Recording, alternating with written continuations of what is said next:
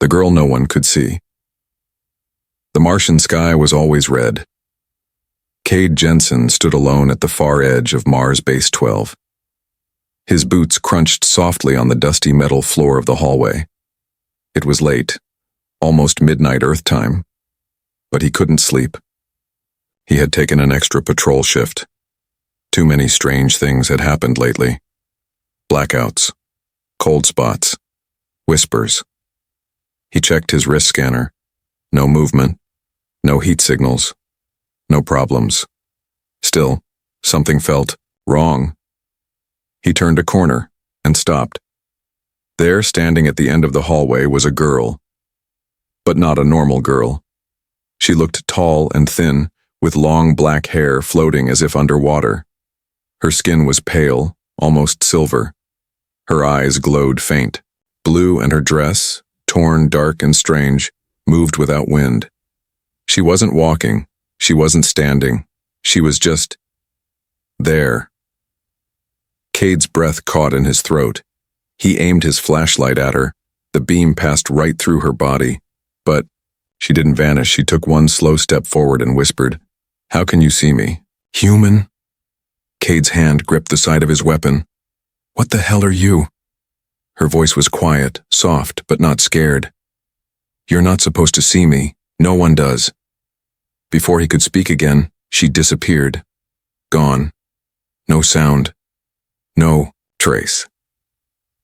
Just a thin line of black dust across the metal floor, slowly fading away. Cade ran back to the control room. "Base control, this is Patrolman Jensen," he said quickly into the comms. "There's something strange in hallway sector 5B. A bored voice replied. "Strange like what?" "Like a person, but not. Like a ghost. A woman. She spoke to me." There was silence, then laughter. "You okay, Jensen? Too much freeze-dried coffee?" "I'm serious," Cade snapped. "Pull the camera feed, look at 5B, you'll see her." Checking now. Cade waited. His heart beat faster. Then the voice returned. "There's nothing on the cameras, it's empty." "What? No. One's there, Jensen. No life forms, not even you." Cade's blood ran cold. "What do you mean, not even me?" "Your heat signal didn't show either. You vanished for 4 minutes." Later that night, Cade sat in his room, lights off, staring at the wall. Who was that girl? Why could he see her? And why couldn't anyone else? He opened the base archive on his data tablet and typed, "Invisible entities. Mars base." Thousands of old files popped up. Most were classified.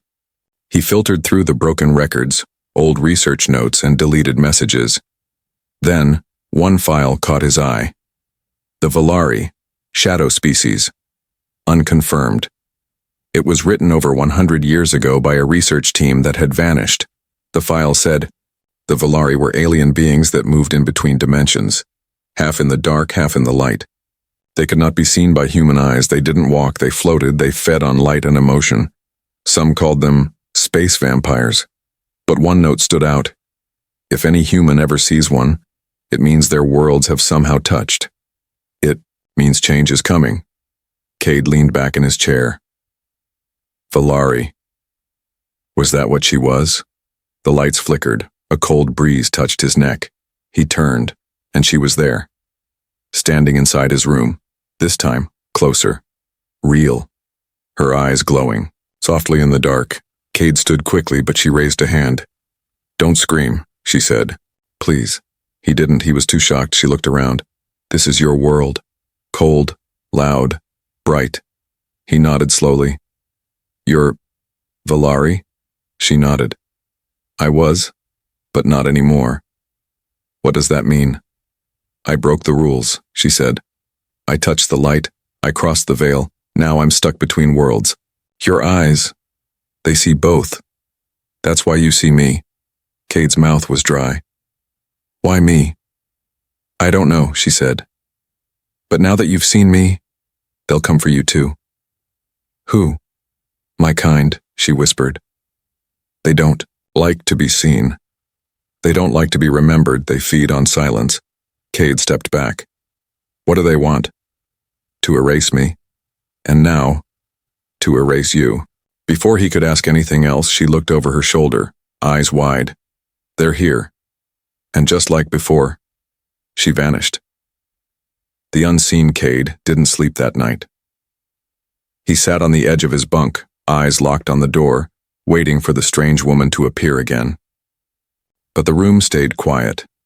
No breeze, no whispers, no glowing eyes. Still, something in the air felt different, heavier, colder. He stared at the tablet in his hand. The word Valari blinked on the screen. He reread the file from earlier. It said Valari were not from space, but from between space.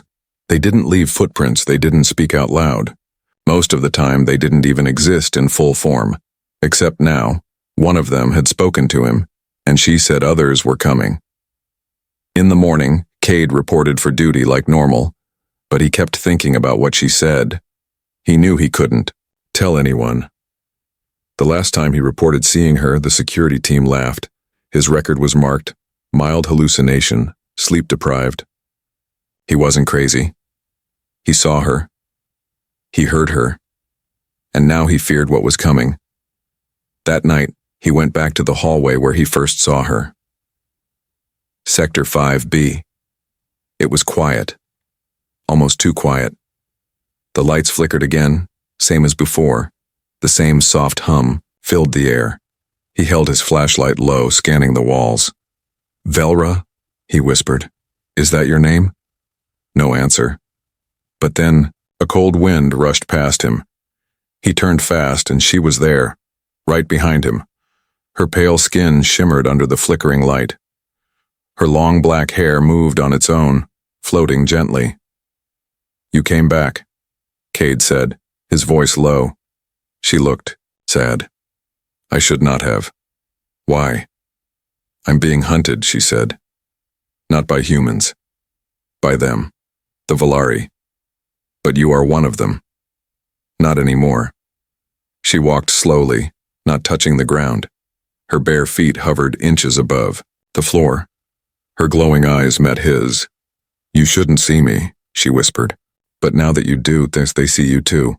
Suddenly, her head turned sharply. "They're near." Cade looked around. "I don't see anything." She placed her hand on his forehead. "Now you will." His vision blurred, then snapped into focus, and everything changed. The hallway walls turned darker, the lights dimmed to blue. Shadows moved, dozens of tall, ghostly shapes floated through the walls, long limbs, hollow faces, red glowing eyes, silent, watching. Velra pointed. "They feed on fear. They hunt minds, not bodies." Cade backed away. "Why can I see this?" "Because your eyes were touched by me. Now your world and mine are connected." He looked at her. "Then why don't they attack?" "They're waiting," she said. "Waiting for your fear to grow. When you lose hope, they strike." Cade took a deep breath. He forced himself to stay calm. "What do they want with me?" "You're rare," she said. "Your blood carries a light they fear. That's why you saw me. That's why they want you gone." Cade shook his head. "What light? I'm just a soldier." She stepped closer. "No, you're something more. The Valari never make mistakes. And yet, I saw you. You saw me. That means something." Cade turned back toward the hallway. The ghostly shadows were fading again, slipping into the walls. The lights returned to normal, but he knew the truth now. They were always there, just hiding.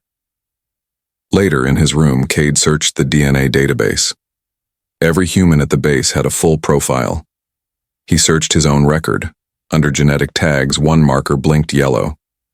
Origin, unknown. Archived bloodline. 7th and Delta. He clicked it. The file was restricted, but a small note appeared. Non-Earth sequence, matches lost colony, 22% Valari gene presence. His heart dropped. He was part of them, a small part, but enough to see what others couldn't. Enough to hear her voice.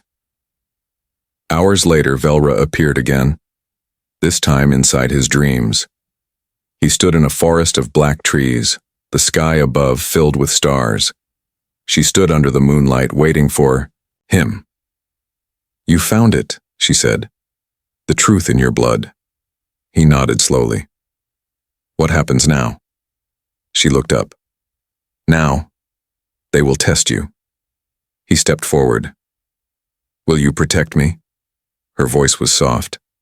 "No, I'll teach you to protect yourself."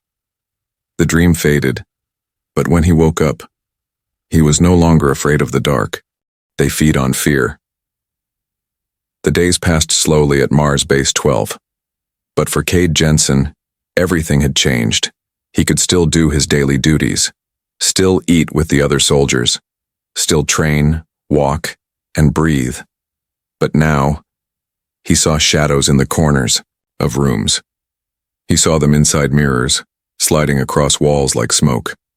No one else noticed, but he did, and he knew what they were. Valari, creatures from the dark, from a place between worlds. Ghosts made of hunger and memory, and now they were following him. One night after patrol, Cade sat in the quiet cafeteria. It was nearly empty, just a few lights on. The food tasted like plastic, as always. He looked at the silver spoon in his hand and saw two glowing red eyes in its reflection. He turned. No one was there, but the room felt cold. He stood up and walked out fast, heart pounding. The lights in the hallway flickered. The walls seemed to move. And then, Velra appeared. She stepped out of the shadows like smoke becoming solid. Cade stared at her. "They were watching me." "They always are," she said softly. "I saw them. In the spoon." "They are testing you now," Velra explained. "They're feeding. Not on your body, but on your fear." He took a breath. "So if I'm scared, I make them stronger." She nodded. "The Valari grow in fear. They become solid in doubt. They rise in hopelessness." Cade looked around the hallway. "Then how do I fight something I can't touch?" She stepped closer. "Not with your hands, with your thoughts, your calm, your fire inside." Cade frowned. "I'm not special. I'm not trained for this." "You are more than you think," she said. "You carry a rare light, ancient, buried deep in your blood." That night, Cade went back to his room. He locked the door, sat on the floor, turned off the lights, and waited. The darkness came slowly. He closed his eyes. And when he opened them, he saw them. 10 Valari figures surrounding him, floating, breathing like wind. Watching him with red eyes, he stood slowly. "I'm not afraid," he said aloud. They came closer. He took a breath. I said, "I'm not afraid." Suddenly, light shot out from his chest, a small flash. It wasn't from a machine. It came from him. The Valari hissed and pulled back, vanishing like smoke in the sun. Cade dropped to his knees, shaking. He didn't understand what had happened, but something inside him had changed. The next day, the base was different. 2 soldiers were missing. One was found unconscious in the generator room. No wounds, just empty. His eyes stared at nothing. His body still alive, but mind silent. The other was gone, completely. No trace. Command issued a security warning. Unknown gas leak suspected. Stay in groups. But Cade knew the truth. The Valari were starting to feed. Later, in a dark storage room, Velra appeared again. She looked worried. "They're moving faster than I thought," she said. "They want you broken, so they can take your light." "I fought them last night," Cade told her. "Something came out of me, like a flash." She nodded. "Your light is waking up. Your mind is changing. You are no longer just human." He looked down at his hands. "Is that good?" "It means you can stop them," Velra said. "But it also means you'll never be normal again." Cade was quiet. Then he asked, "Why did you help me?" Velra looked away. "Because once, I was like you. Before I became invisible, before I touched the darkness." She looked into his eyes. "You reminded me." who I used to be. That night he saw something new. A Valari that didn't move like the others. It didn't just float. It didn't just watch. It stared at him for a long time, then it spoke. But not with sound. With thought. We see your light, gate of flame. We will eat it. Soon. Cade ran. But the words followed him, inside his head. He woke up the next morning, with one thought: they're coming for me, and I need to be ready. The vision code Cade Jensen stood in front of the medical scanner, staring at the screen. His DNA was glowing, literally. The test results showed strange lines across his blood. Report. Lines that weren't normal. Lines that moved like light. The base computer labeled them as unknown genetic code, class Delta 7. Only one other record matched it in the system. Valari. He didn't know what he was anymore, but he knew he was changing. He found a quiet place in the lower tunnels of Mars Base 12. It was an old storage area, no longer used, filled with dust and broken crates. Velra met him there. She appeared slowly, stepping out of the shadows like a ghost turning solid. I ran the scan, Cade said. I have their blood. She nodded. Not all of it. Just a spark, a seed. Long ago your ancestors were touched by my kind. It stayed inside you, asleep. Why now? He asked. Because I found you, she said. And because the others are waking. They feel your light rising, it scares them. Cade looked down. I don't want to become like them. You won't, Velra said, because you see the truth. And you choose to fight. She stepped closer and raised her hand. Do you trust me? Cade nodded slowly. Her fingers touched his forehead. Instantly, his mind opened. He saw stars, endless galaxies. He saw the Valari homeworld. Once bright, now covered in shadows. He saw tall towers made of crystal and beings like Velra, before they changed. They were beautiful, glowing with light. They didn't feed on fear. They were protectors of peace, keepers of knowledge. But then came the war. A machine race. No faces, no emotions, just cold. The Valari fought back with their minds, with their power. But the machines learned to block light. So the Valari changed. They became darker, stronger. They fed on fear to survive. That was the curse. And some, like Velra, tried to stop it, but it was too late. Cade opened his eyes, gasping. Velra stepped back. Now you understand. He nodded, breathless. You weren't always monsters. No, she whispered. We were guardians. Cade looked around.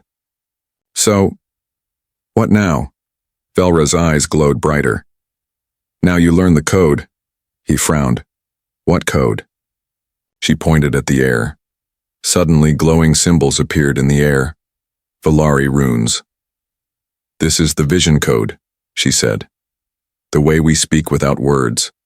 The way we move between shadow and light. She held out her hand. The runes moved. Toward Cade. Don't be afraid, she said. The symbols touched his skin and sank into it. Cade cried out, his body shaking. The room blurred. The walls faded. Then, everything became clear. He saw the energy inside the walls. He heard thoughts before people spoke. He felt shadows moving miles away. He could see both worlds at once, the visible and the invisible. He dropped to his knees. What's happening to me? He asked. You're becoming something new, Velra said. Not Valari, not human. Something stronger. Cade stood slowly. He raised his hand, and light appeared from his palm. Gentle. Pure. Velra smiled. You are now one of the few who can hold light in darkness. You are the key. But peace didn't last. That night the Valari attacked. 5 of them, floating through the base, unseen by everyone except Cade.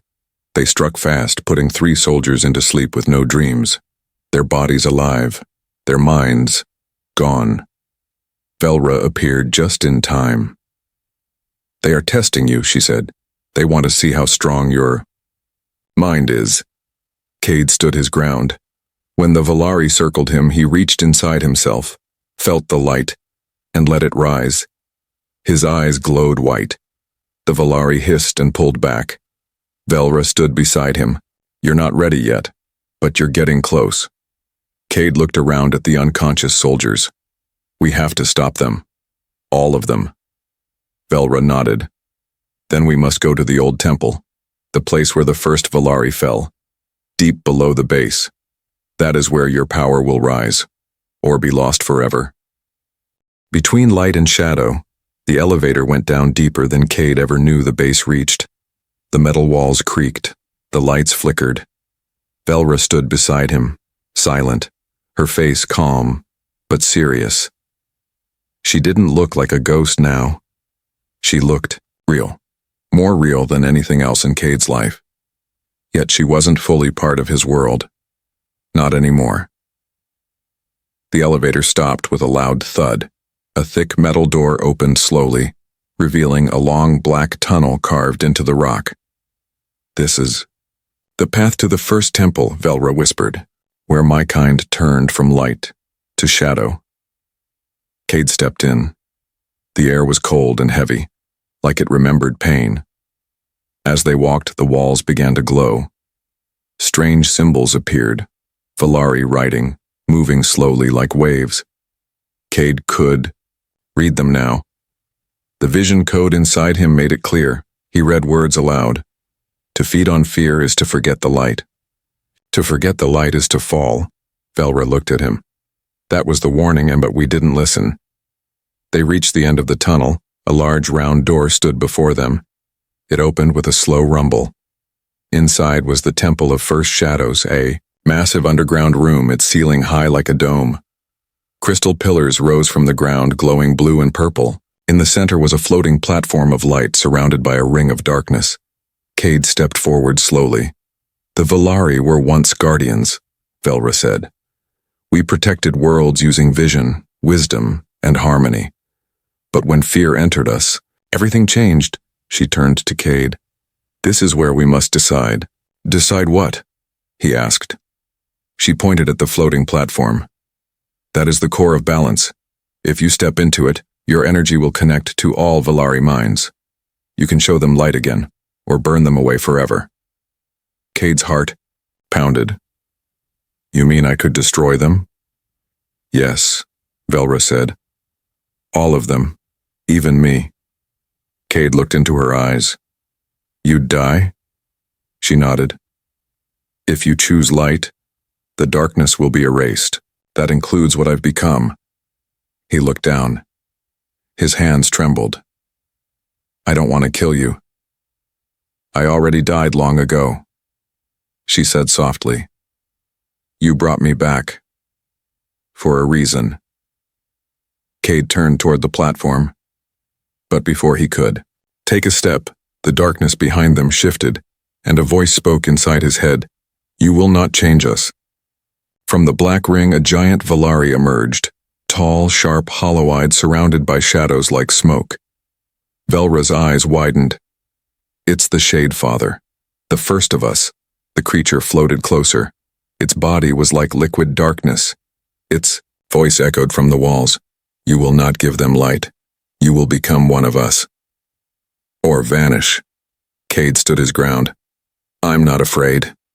You will be." The Shade Father charged. Cade raised his hand and his light answered. A burst of white-blue energy struck the shadow. It screamed, not with sound, but with thought, pain, memory, regret. Velra shouted, "Get to the platform, now!" Cade ran.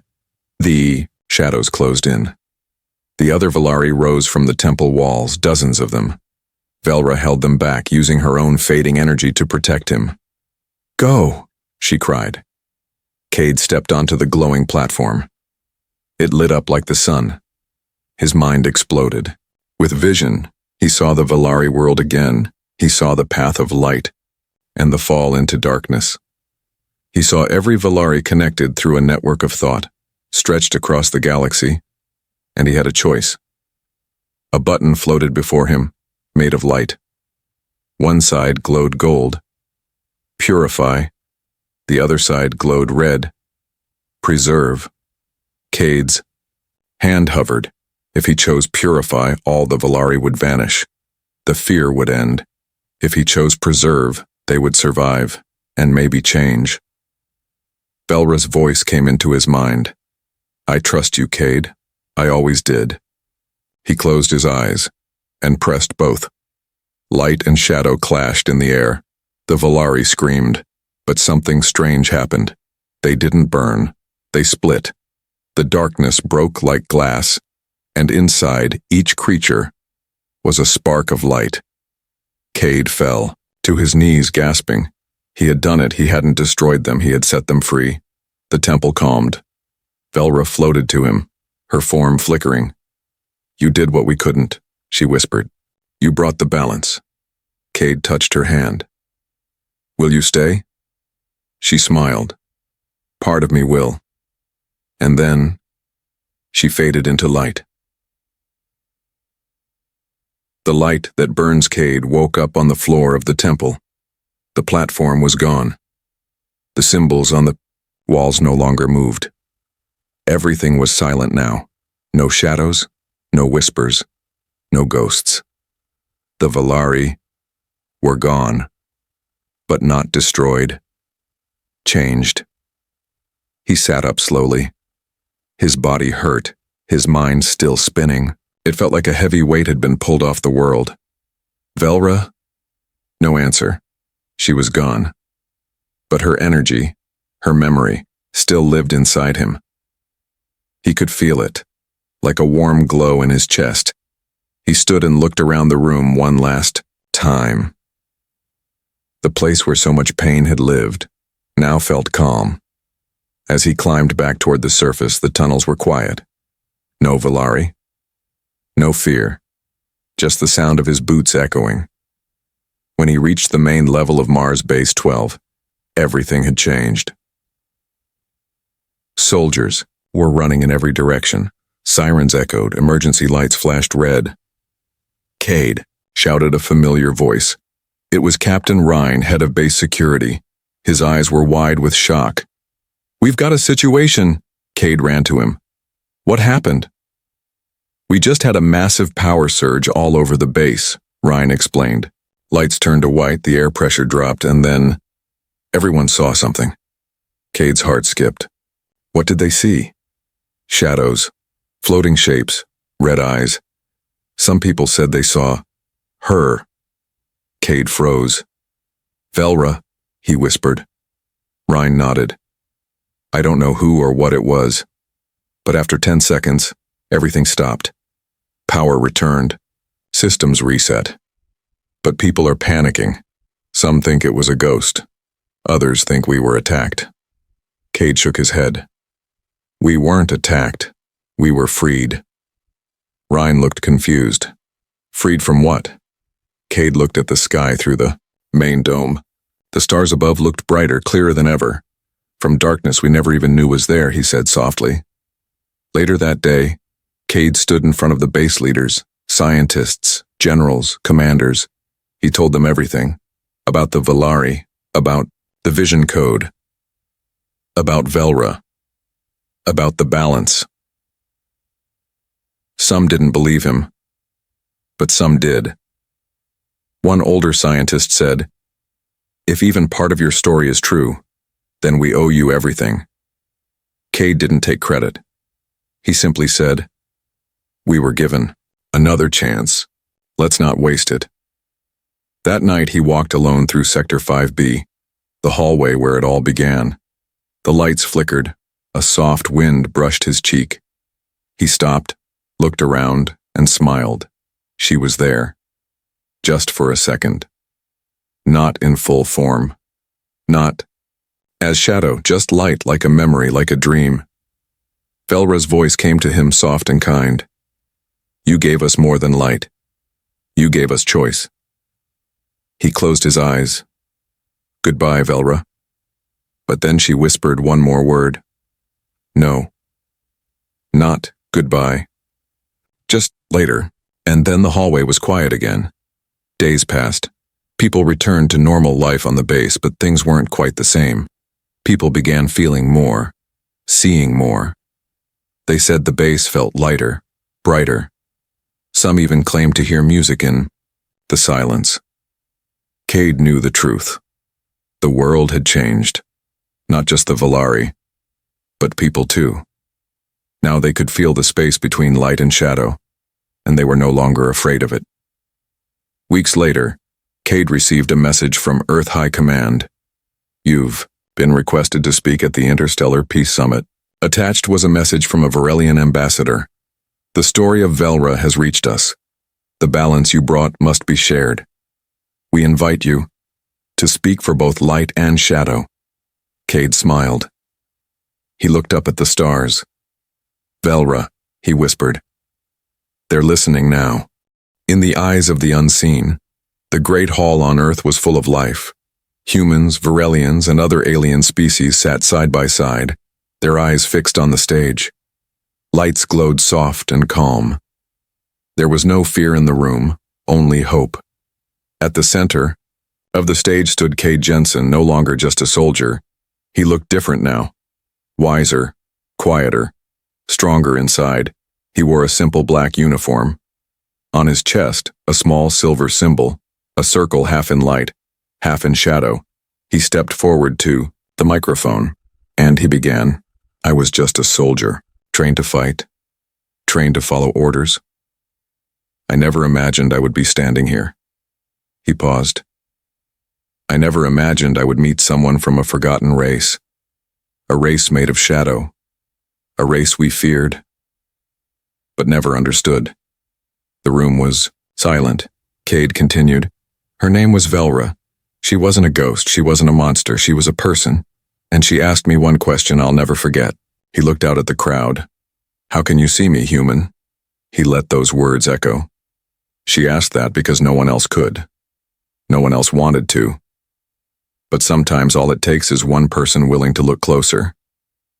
Cade showed a glowing image. Velra, smiling softly. Just a flash, just a memory. But enough. She taught me that fear feeds shadows, that silence is a prison, and that light doesn't destroy darkness, it reveals it. He paused, then spoke firmly. She saved me, and maybe, just maybe, I helped save her too. After the speech, the crowd stood. They clapped, slowly at first, then louder. But Cade didn't stay for praise. He quietly left the hall and stepped outside, under Earth's night sky. The stars above were peaceful. He looked at them and smiled.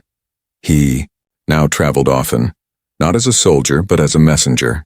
He visited planets where people were afraid to speak. He told them stories. He told them about Velra, about the Valari, about how balance was possible, even in the darkest places. Years passed. Cade grew older, but the light inside him never dimmed. One evening, on a quiet moon station, a young girl approached him after one of his talks. She had tears in her eyes. My people are scared, she said. They think shadows are evil. Cade smiled gently. Then tell them what I told you, he said. Shadows aren't evil. They're just the places where light hasn't reached yet. That night, as Cade sat alone in his room, the lights flickered. A soft wind touched his face. He didn't turn around. He didn't need to. A quiet voice filled the air, familiar, warm, full of love. I see you too, Cade. He closed his eyes and whispered, Velra. Far across the stars, in a place between worlds, a figure walked in light. Her feet touched no ground. Her eyes glowed softly, and on her lips, a smile. She was not forgotten. She was not lost. She was watching, always. Final line. Some heroes fight with weapons, others with courage, but the ones who last are the ones who choose to see the unseen.